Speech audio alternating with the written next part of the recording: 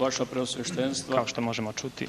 dragi propoveď oci, će draga braćo i sestre, održati njegovo o presveštenstvo, blagoslovu episkop načelnika Braničevski, crkve Božje gospodin u Žičkoj, Ignatije. Eparhiji Žičkoj, dragom je u Hristu Gospodu, bratu i saslužitelju, a vašega oca i saslužitelja i staratelja, hteo bih da uputim vašoj ljubavi nekoliko reči utehe i pouke povodom našeg današnjeg liturgijskog sabranja. Liturgijsko sabranje, draga braćo i sestre, je najpotpunije ispovedanje i istinska projava naše vere i nade u obećano carstvo Božje,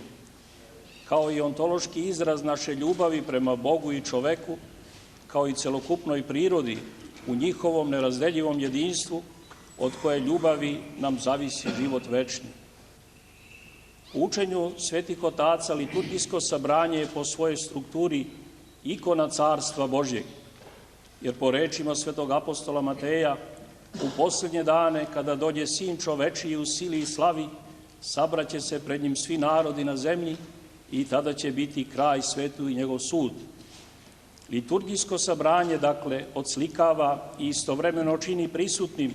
to buduće carstvo i Sina čovečijeg,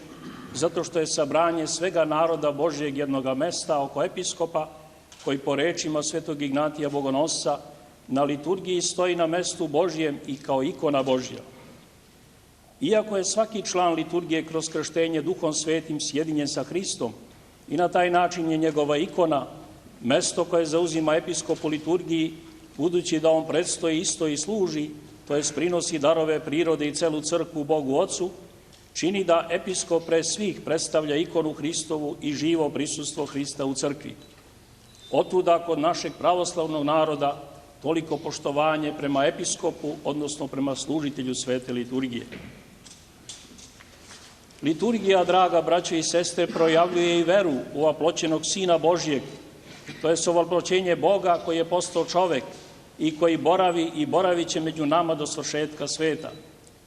Bez liturgijskog iskustva ne možemo da shvatimo u veliku tajnu Hristovu. Samo u liturgiji naš odnos prema Bogu je neodvojiv od odnosa prema čoveku, jer samo preko drugog čoveka koji je Duhom Svetim sjedinjen nerazlučivo i nerazdeljivo sa Sinom Božjim, mi u liturgiji imamo odnos sa Bogom i tako potvrđujemo reči Gospodnje da niko ne može doći Otcu osim kroz Sina. Ako odvojimo Boga od čoveka, a tobože iz velike pobožnosti da ne bi unizili Boga i poistovetili ga sa čovekom, a što će se neminovno desiti ako se naš odnos sa Bogom temelji ne na liturgijskom, nego na nekom drugom iskustvu, Bog će biti zaista u svojoj sili i slavi, ali će biti daleko od nas, gore na nebu, i to kao jedna bezlična sila, dok će čovek postati jedno jadno biće, životinjama među mnogim životinjama, ma koliko se on trudio da pokaže svoje sile i veličinu, što se nažalost u mnogim sredinama danas i desilo, jer im je prestala da bude liturgija merilo Boga i čoveka i njegovog Božjeg prisustva među nama. To da čovek još uvek ima dostojanstvo i da je ikona Božja, treba zahvaliti liturgijskoj svesti koja još uvek tinja u savremenom čoveku i pored svih njegovih zabluda i otuđenja. Liturgija takođe projavljuje raspetoga Hrista, jagnje Božje koje je žrtvovano za život sveta. Jer liturgija je pre svega žrtva i žrtveni prinos Gospoda Isusa Hrista, koji dobrovoljno sebe žrtvuje da bi nas oslobodio od smrti. Drugim rečima, liturgija je golgotska drama koja se zbila i koja se zbiva nas radi i našega radi spasenja. Međutim, ona je i projava vaskrslog Hrista. Po rečima svetog Maksima ispovednika, ulazak episkopa u crkvu okruženog sveštenicima, đakonima i narodom Božjim je ikona drugog dolaska Hristovog u svet, u sili i slavi, da sudi svetu i da da svakome po delima njegovim, okruženog apostolima i svima svetima, i zato je ona uprkos strašnoj žrtvenoj drami radost i veselje. Ona je pesma zato što projavljuje vaskrsenje i pobedu nad smrću. Na ovo ukazuju molitve i himne koje su pesme i pevaju se na liturgiji, svetle odežde koje nosi episkop i sveštenstvo za vreme liturgije, svečano odelo u koje se oblači narod Božji kada dolazi na liturgiju, ali i svečana i radosna atmosfera koja prati svaku liturgiju. Jer to su spoljni, vidljivi znaci koji ukazuju na preobražaj čoveka i sveta od truležne u netruležne, na oblačenje u vaskrslog Hrista i sjedinjenje s njim. Nažalost, i ovo se danas zaboravlja i izostavlja tobože pod izgovorom da hrišćanin treba biti, odnosno biti hrišćanin znači pokazati samo svoju grešnost i ništavnost. Na to nas zasigurno ne upućuje liturgija, koja je sobom još ne tako davno uspevala da preobrazi naše trpeze, naše domove i naš celokupni svakodnevni život od tuge i siromaštva i svega onoga što nosi istorija u radost, svetlost i bogatstvo Carstva Božjeg. Liturgijsko sabranje, draga braće i sestre, je jedini događaj koji delotvorno, ontološki, a ne maštanjem i osjećanjem, projavljuje ljubav našu prema Bogu i bližnjemu i čak i prema neprijatelju. Jedino u liturgiji ljubav prema Bogu je neodvojiva od ljubavi prema bližnjem, jer jedino u liturgiji je Bog neodvojiv od čoveka. Liturgijsko iskustvo ljubavi je jedini okvir u kome možemo razumeti Hristove reči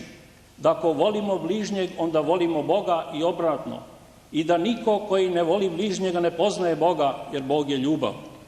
O toj ljubavi, to jest o liturgiji, govori apostol Pavle kada kaže da će sve proći, jedino će ljubav, odnosno jedino će liturgija koja će se preobraziti u istinsko carstvo Božije, čije sada ikona ostati. Ona nikad neće proći i zato po rečima svetog Maksima čini suštinu našeg postojanja. Imajući ovu veru, to jest da liturgija oživljava ovaj mrtvi svet i preobražava ga od truležnog u carstvo Božje, pravoslavni narod je sve svoje mučenike, prepodobne careve i kraljeve, blagočestive ljude koji su se upokojili sa nadom na vaskrsenje život večni, kao i sve svoje jubileje, kao što je ovaj 8 vekova svete žiče, vezao za liturgiju i liturgijski ih se seća. To i takvo sećanje nije puko ljudsko sećanje i evociranje uspomene na prošle ličnosti i događaje koji su se nekad desili i više se nikad neće vratiti, već njihovo živo prisustvo sadi ovde na jedan čudesan način koji svet svojim neliturgijskim umom i logikom ne može da razume. Otuda narod Božji u liturgiji opšti sa svima svojim bližnjima i dragima kao živim u Gospodu, što pokazuje na različite načine, ljubljenjem ikona, vađenjem čestice na proskomidiji, pominjanjem njihovih imena, paljenjem sveća za njih i na mnoge druge načine koji su nesaznajni i neshvatljivi za mnoge današnje ljude koji svojim sušičavom logikom idu kroz život, pa čak hoće da kreiraju i crkveni život. Liturgijom i u liturgiji istovremeno opštimo i sa svima hrišćanima koji su članovi liturgije, bez obzira na njihovu nacionalnu pripadnost, jezik, pol, zanimanje i mesta gde se oni sada nalaze. Na kraju, jedino u liturgiji poznajemo jedinog istinskog Boga Oca i On i nama postaje Otac, jer samo jedino u liturgiji nerazdeljivo sjedinjeni sa njegovim Sinom upućujemo poziv, odnosno zovemo ga Ocem, na šta nas upućuje molitva Gospodnja Oče naš, koja je u stvari pre svega liturgijska molitva, a u kojoj Boga nazivamo svojim Ocem u odnosu ljubavi sa njim i kome neka je slava i hvala kroz Sina u Duhu Svetome u sve vekove. Amin.